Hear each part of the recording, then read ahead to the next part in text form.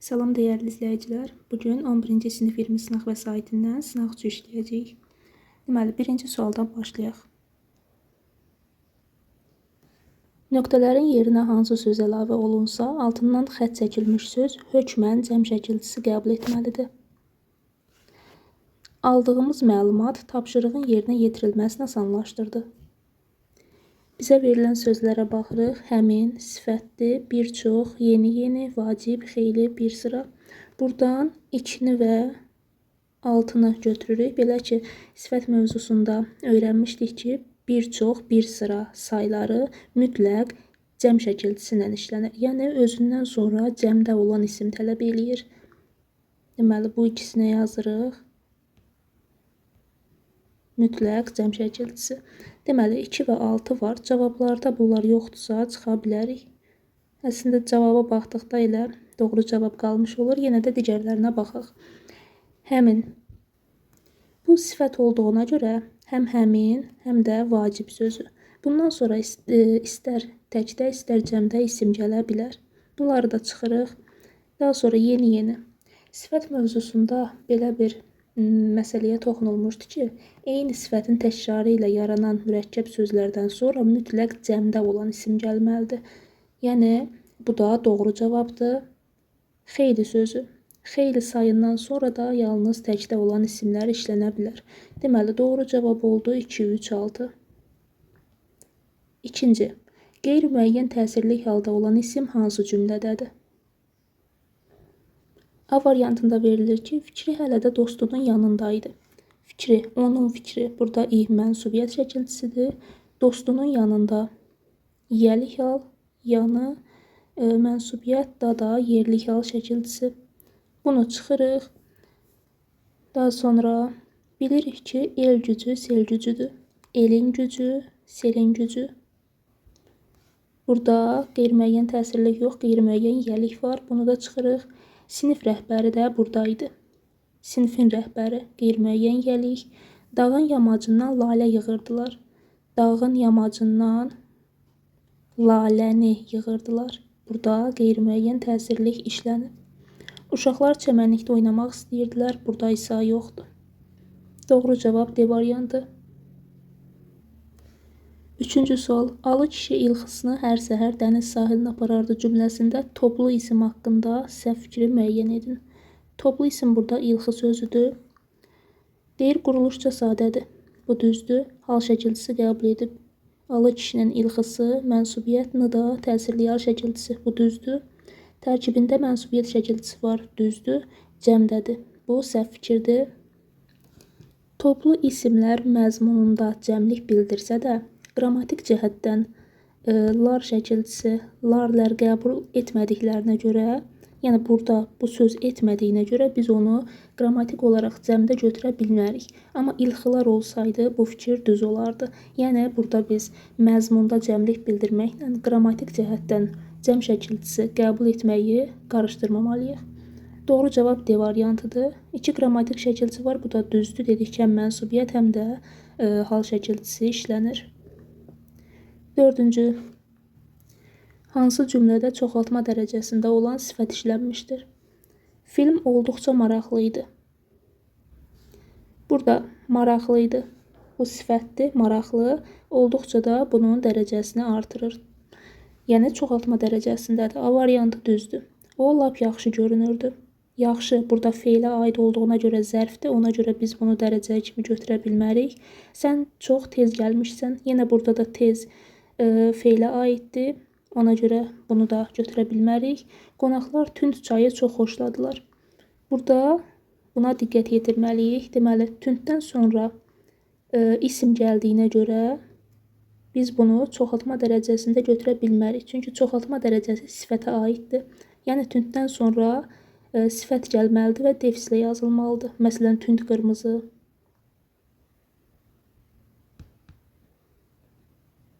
Belə olsaydı, biz bunu çoxaltma dərəcəsi götürə bilərdik, amma burada D variantında götürə bilmirik. Dadlı-dadlı xörəklər gələnləri məmnun etdi. Burada da dadlı-dadlı mürəkkəb sifətdir. Adi dərəcədədir. Cədvələ əsasən doğru fikirləri müəyyən edin. Xeyli adamlar ifadəsində qüsur yoxdur. Bu doğru verilib. Bu əslində yanlışdır. Birinci sualda da dedik ki, xeylidən sonra təkdə olan isim gəlməlidir. Deməli, yanlış fikirdir, amma doğru verildiyinə görə burada biz bunu götürə bilmərik. O dünən tələsə-tələsə evə gəldi cümləsində vergül işarəsinin qoyulmaması qaydalara uyğundur. Baxırıq, o-dan sonra dünən, yəni zərf işlənib. O burada şəxs əvəzliyidir. Ondan sonra zərf işləndiyinə görə biz burada vergül qoymalıyıq. Ona görə bu yanlışdır. Qarşısında da yanlış verilib. Deməli, bu doğrudur. Yəni, burada da yanlışdır, burada da yanlışdır, uyğundur. Götürürük. Xalqın azadlıq mübarizəsi ifadəsində birinci isim cəmlənə bilər. Xalqın azadlıq mübarizəsi, xalqların azadlıq mübarizəsi. Doğru fikirdir. Sən neçə məqalə oxuyurdun cümləsində bir əvəzlik var. Sən şəxs əvəzliyi, neçə sual əvəzliyi. Burada 2 əvəzlik var. Yanlış fikirdir. Evi təmizləməyi unutmuşdu cümləsində mənsubiyyət şəkilçisi yoxdur. Evi təsirli hal, təmizləməyi unutmuşdu. Burada mənsubiyyət şəkilçisi yoxdur. Bu da doğru fikirdir. Tapşırığı çətin idi cümləsində təsirli hal şəkilçisi yoxdur.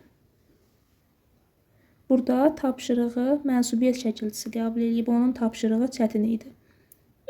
Təsirli halda yoxdur. Bu doğru fikirdir, amma yanlış verildiyinə görə bunu götürmürük. Doğru cavab oldu 2, 3, 5.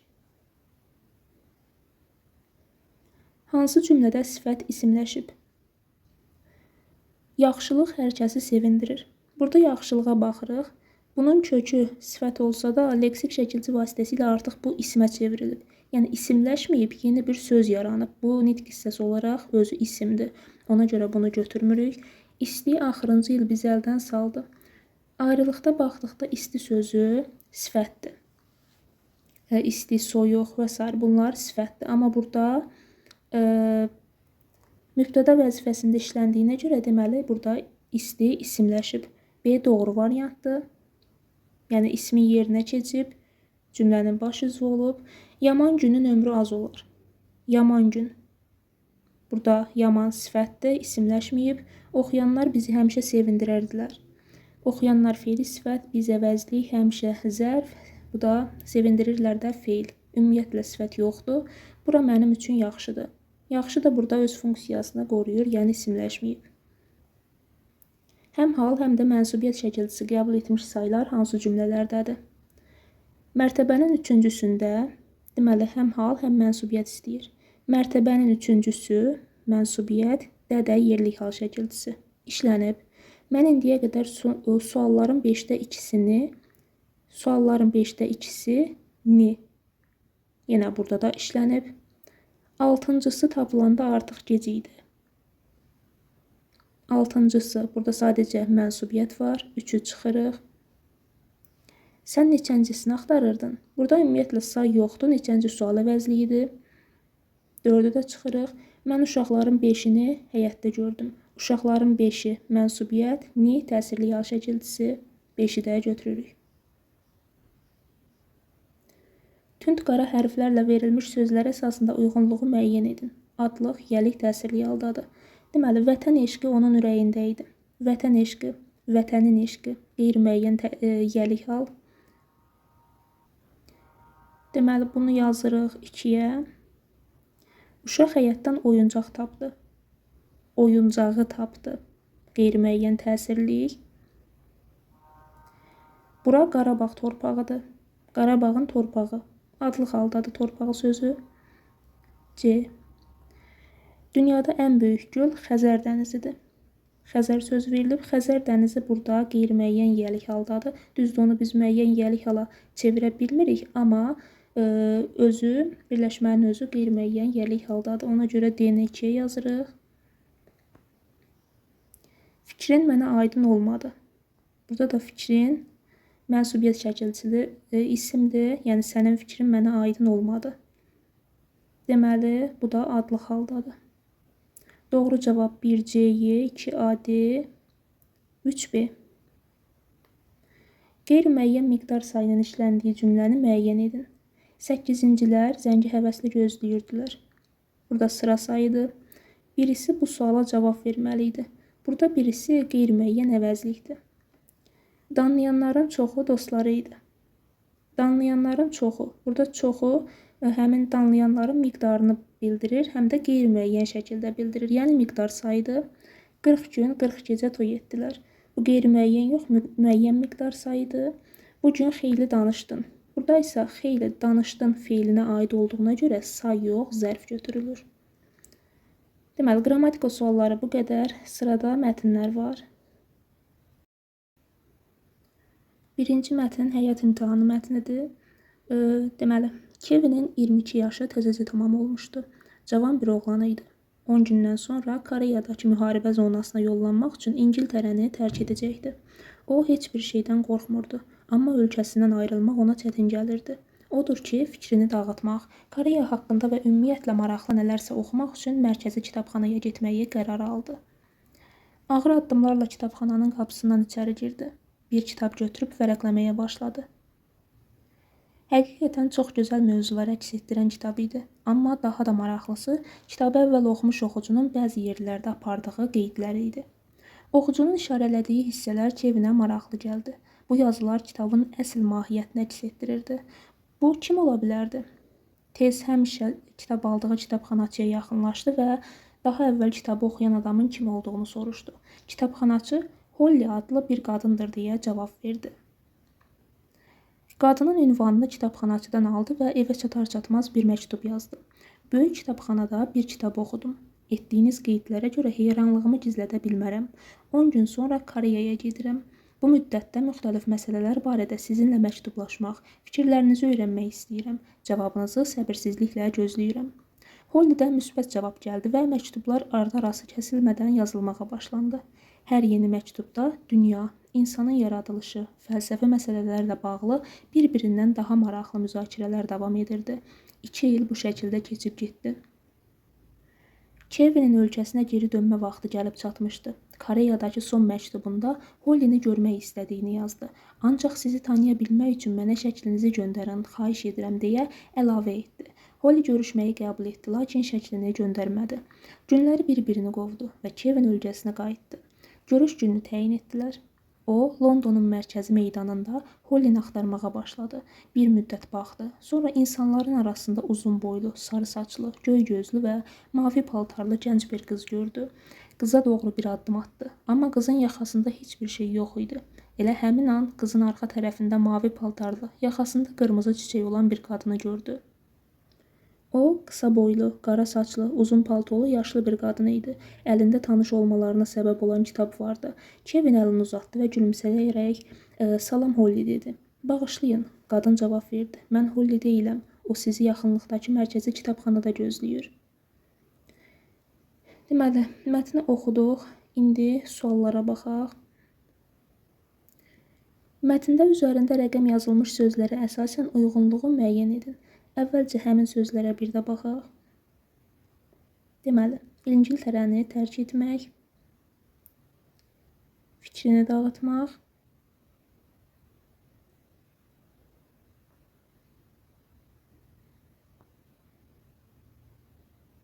İki dənə deyəsin. Deməli, birincidə deyirdi İngiltərəni tərk etmək, ikincisi isə fikrini dağıtmaq. Deməli, məcazi mənadadır.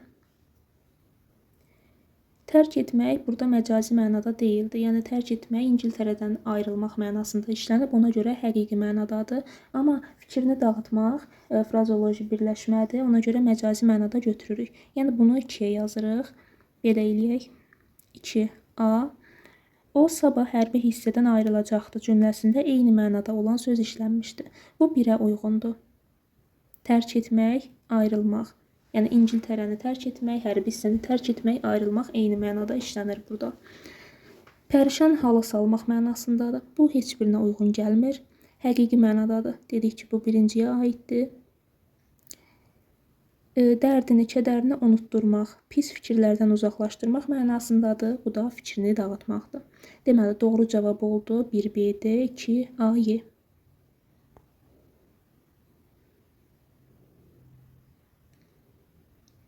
12-ci sual.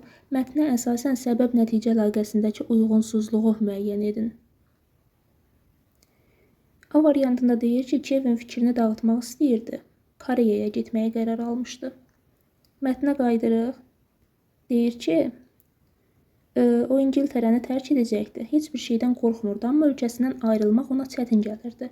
Ona görə fikrini dağıtmaq məqsədi ilə mərkəzi kitabxanaya getməyi qərara aldı. Yəni A variantı səhvdir. Elə doğru cavab A-dır. Yenə digərlərinə baxaq. Kevin İngiltərəni tərk edəcəkdi. Buna görə fikirli idi. Düzdür. Kitabdakı qeydlər onun xoşuna gəlir. Qeydlərin müəllifini axtarır. Düzdür. Kitabxanaçıdan gedir. Onun ünvanını və s. tapır, adını öyrənir. Holly şəklini göndərməmişdi. Kevin Hollini tanıya bilmirdi. Bu da düzdür. Holly Kevinin təklifi ilə razılaşdı. Onlar davamlı məktublaşmağa başladılar. Bu da düzdür. 13. Mətnə əsasən doğru fikirləri müəyyənləşdirin. Kevin ilk məktubu Koreyada yazmışdı. Bu səhvdir. Getmədən öncə yazmışdı.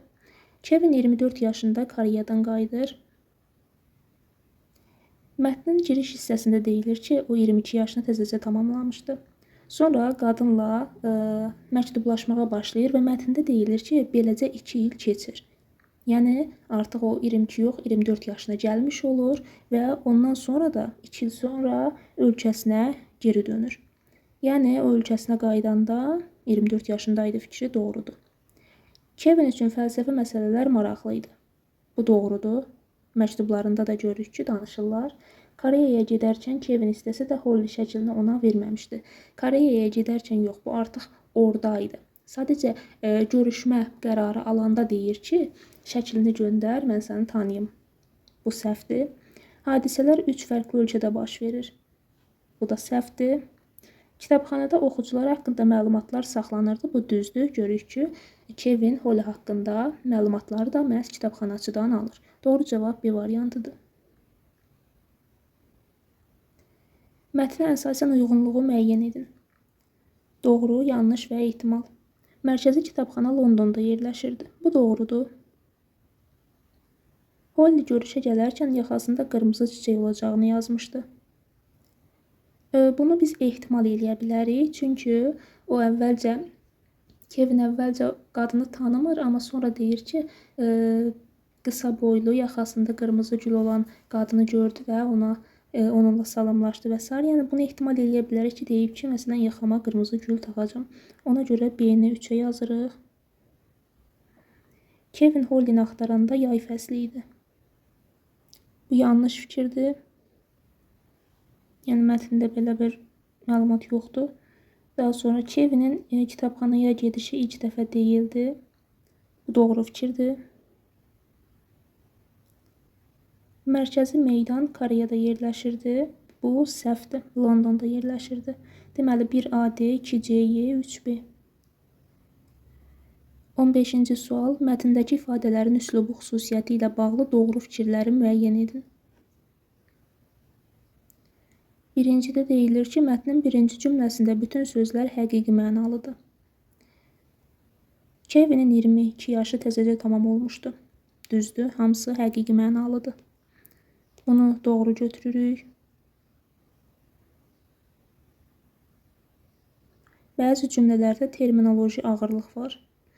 Mətndə terminoloji sözlərə rast gəlmədik. Yəni, ona görə ağırlıq var deyə bilmərik. Bu səhvdir.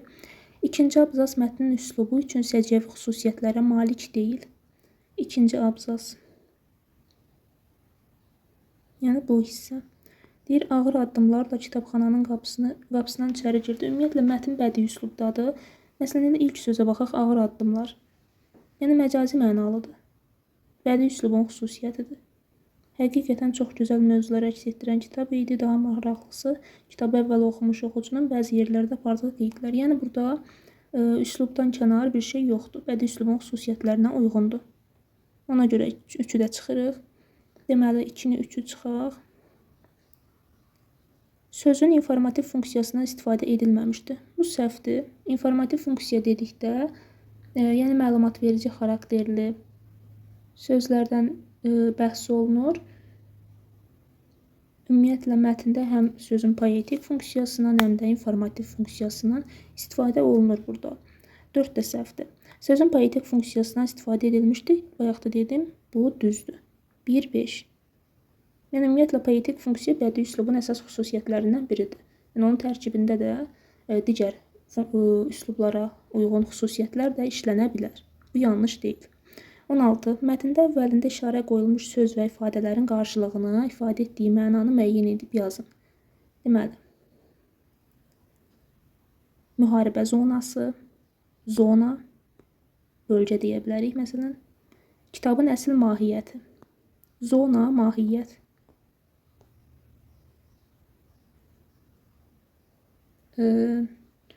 Zonaya dedik ki, bölgə,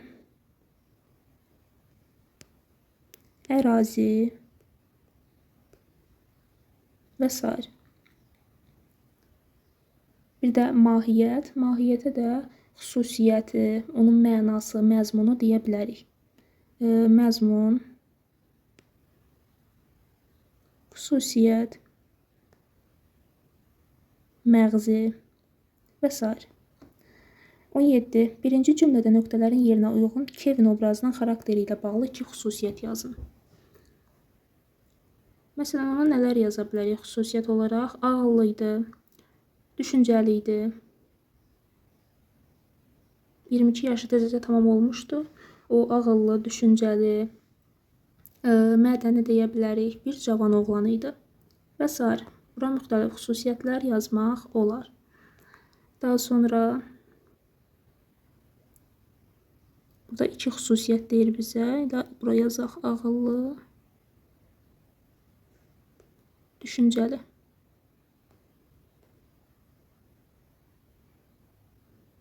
Mədəni.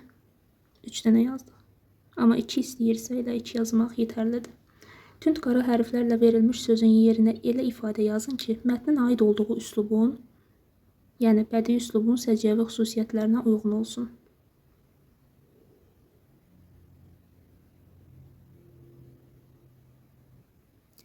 Deməli, bu hissədə tez həmişə kitab aldığı kitabxanaçıya yaxınlaşdı.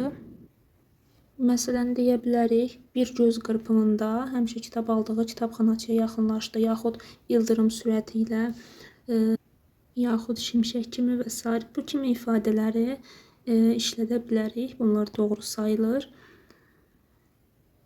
Daha sonra 19. Mətnlərin üslubu xüsusiyyətləri əsasında edilir Venn diaqramını tamamlayan fikirlər yazın. Salam Maya, necəsən? Çox yaxşı, Aydın. Sən necəsən? Yaxşı, mən səni çoxdandır görmürdüm. Düzdür, səyahət etdiyim üçün bu il Asiyanın bir neçə ölkəsi ilə tanış oldum. Deməli, bizə əsas mətn verilir, bir də buradakı mətn verilir.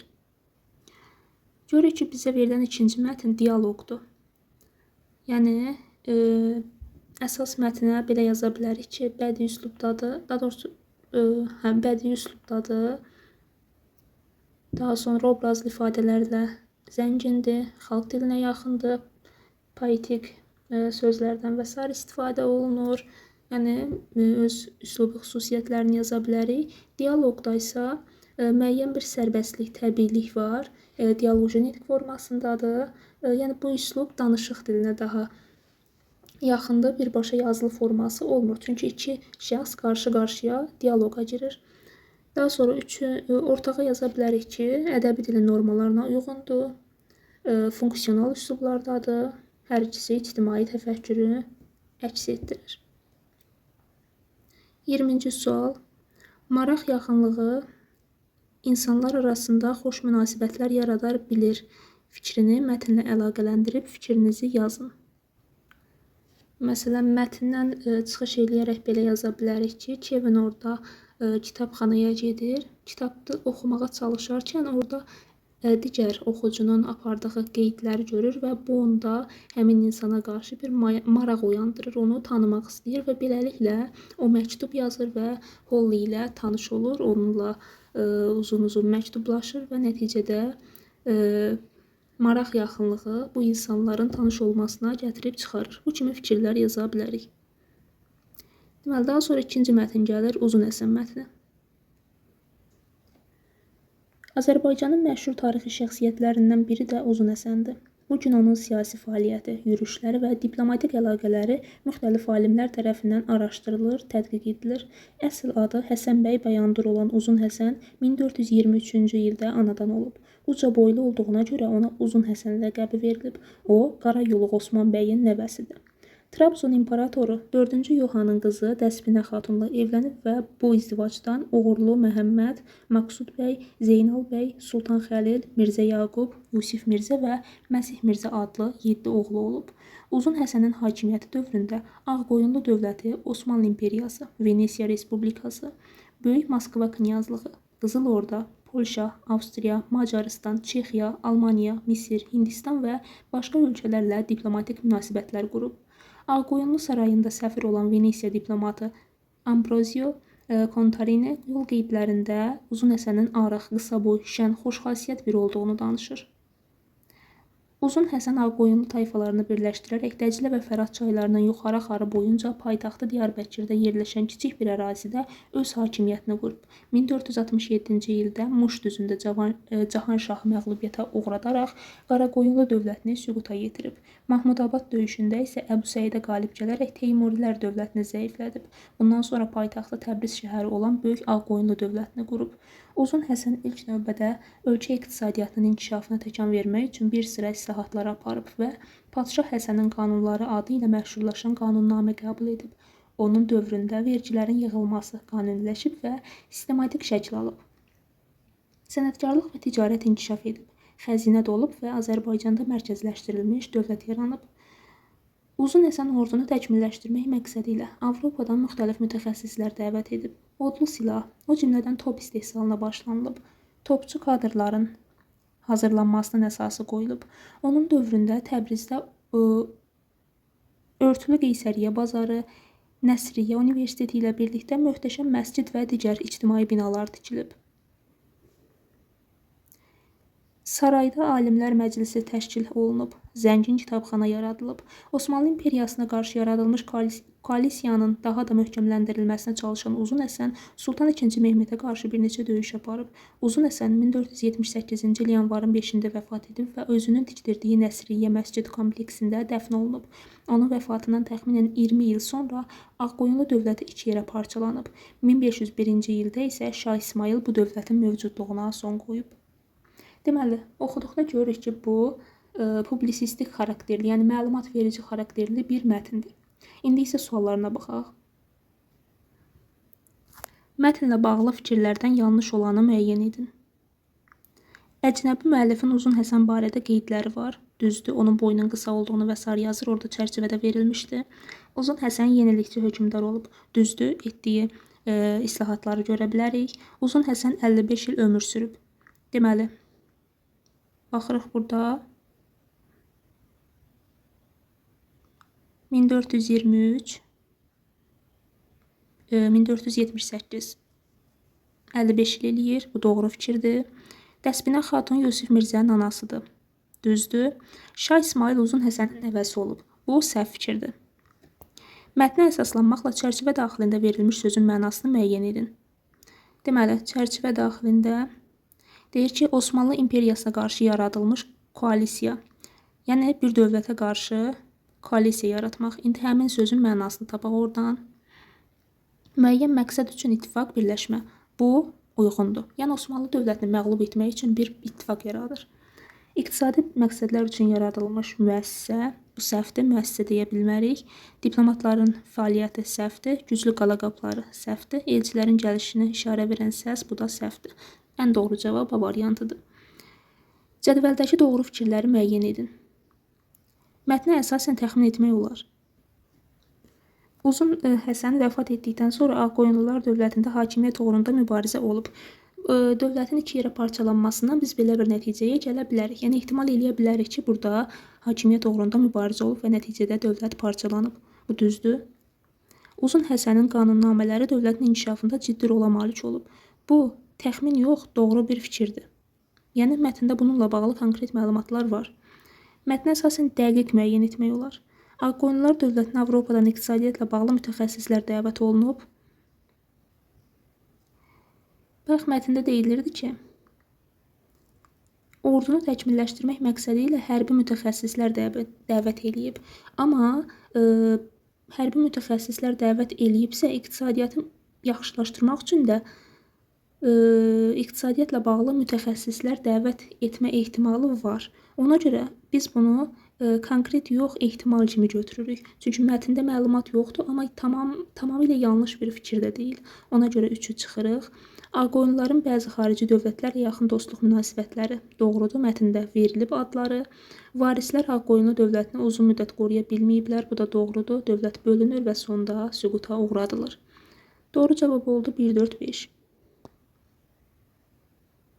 24. Mətndə bu işarə qoyulan abzasla çərçivədəki mətnin ortaq xüsusiyyətini müəyyən edin. Deməli, burada bizə bir şeir parçası verilib.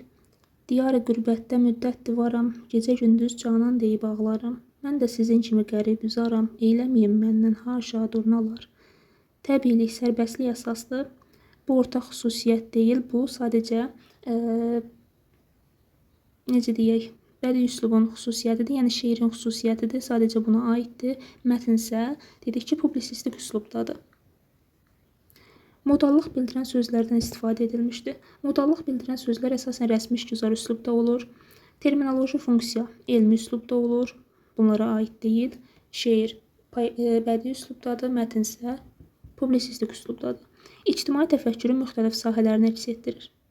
Bu, hər ikisinə aiddir.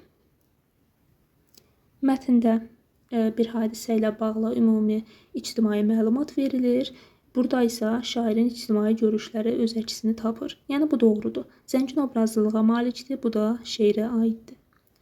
Mətnə əsasən bəhs olunan dövr haqqında bu qənaətə gəlmək olmaz.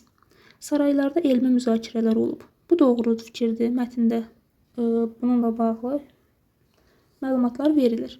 Hökmdarın kitabxanaya marağı olub. Doğrudur. Silah istehsalı genişlənib.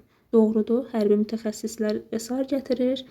Tayfa birlikləri arasında münaqişə daim davam eləyir. Bu da doğrudur. Yox, bir dəqiqə. Mətndə bununla bağlı belə bir şey yox idi. Bizə deyir, mətndə bəhs olunan dövr haqqında. Mətndə tayfa birlikləri arasında münaqişə yoxdur. D-ni götürürük. Uzun Həsən bir neçə dövlətlə mübarizə aparmalı olub. Bu doğru fikirdir. 26. Cədvələ tamamlayan fikirlər yazın. Uzun Həsənin hərbi sahədə fəaliyyəti, mədəni sahədə fəaliyyəti. Hərbi sahədə fəaliyyətinə belə yaza bilərik ki, Avropadan ordunu inkişaf etdirmək üçün mütəxəssislər dəvət etmişdi. Top istehsalına başlanmışdı. Topçu kadrlar hazırlanması onun dövründə başlanmışdı. Mədəni sahədə isə məsələn məscidlər tikdirmişdi. Zəngin kitabxana yaradılmışdı. Nəsriyyə Universitetini tikdirdi və s. Mətndə bununla bağlı kifayət qədər məlumat var. Oradan götürüb yaza bilərik. Mətnə əsasən Uzun Həsənin dövründə Ağqoyunlular dövlətinin güclənməsinin səbəbləri. Əsas səbəblərindən biri o idi ki, mətndə də verildiyi kimi həm hərbi sahədə, həm iqtisadi sahədə, mədəni sahədə müxtəlif islahatlar aparır. Hərbi sahə inkişaf eləyir. Vergilər qaydaya salınır. Yəni, bunları səbəblər kimi yaza bilərik. İqtisadi sahədə islahatlar, vergilərin yaxşılaşdırılması, hərbi sahədə inkişaf, mədəni sahədə inkişaf və s. Mətnin 2-ci və 3-cü abzasları əsasında cədvəli tamamlayan fikirlər yazın. Deməli, müddəa, fakt verilib. Müddəada deyilir, Uzun Həsən Avropa dövlətləri ilə sıx münasibətlər saxlayır. Faktlar. Deməli, Uzun Həsənin hakimiyyəti dövründə Ağqoyunlu dövləti, Osmanlı İmperiyası, Venesiya Respublikası və başqa ölkələrlə diplomatik münasibətlər qurub. Bu, mətndə var faktdır. İndi bizə başqa faktlar da lazımdır. Məsələn, mətnə baxaq. Deyir ki, Trabzon imperatoru 4-cü Yoxanın qızı Dəsbinə xatunla evlənib və bu izdivacdan 7 oğlu olub. Bu hissəsini götürə bilərik.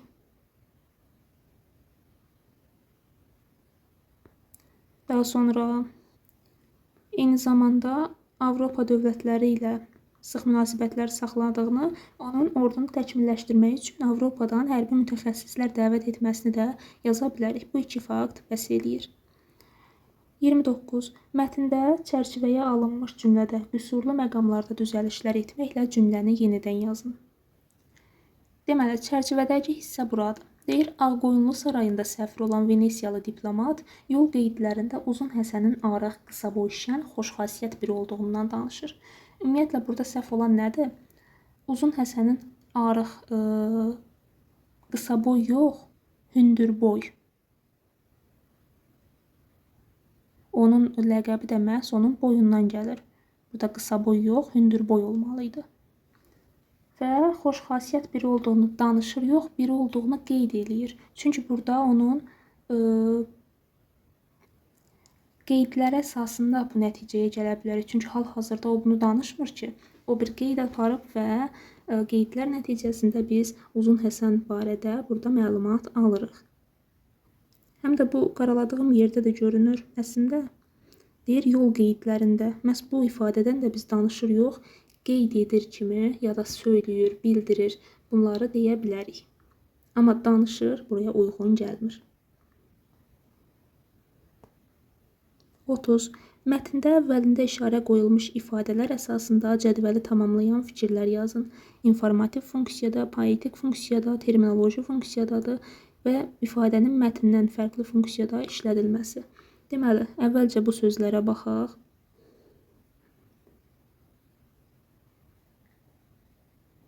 Ümumiyyətlə, mətn informativ funksiyada olduğuna görə böyük ehtimal ikisi də informatik olacaq. Deyir, Uzun Həsən Ağqoyunlu tayfalarını birləşdirərək Dəclə və Fərat çaylarının yuxarı axarı boyunca ərazidə hakimiyyətini qurub. Bu informativ funksiyadadır. Yox, biz bunu buna yox. Dəqiqə, işarə fərqli idi orada. Buradadır. Xəzinə. Mən səhv baxdım. Deyir ki, sənətkarlıq və ticarət inkişaf edib, xəzinə dolub. Bu informativ funksiyada da yenə dediyimiz kimi xəzinənin dolmağı məcazi mənalı bir ifadə deyil. Daha sonra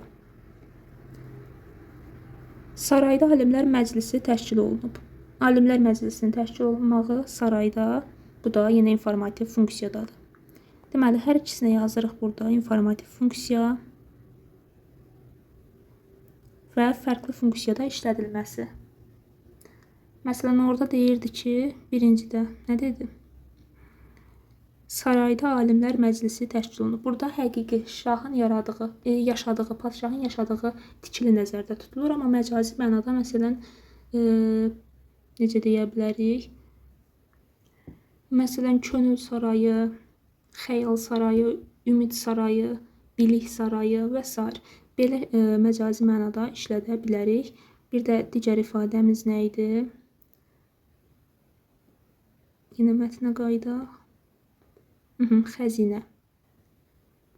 Xəzinə burada qızıl, pul bu kimi həqiqi mənada işlənib, amma məcazi mənada bilik xəzinəsi, hikmət xəzinəsi, qəlb xəzinəsi, sevgi xəzinəsi və s. deyə məcazi mənada işlədə bilərik. Deməli, bu da 30-cu sual idi. Hər hansı bir sualınız yaranarsa, şərhlər bölməsinə yaza bilərsiniz. Növbəti videolarda görüşənə qədər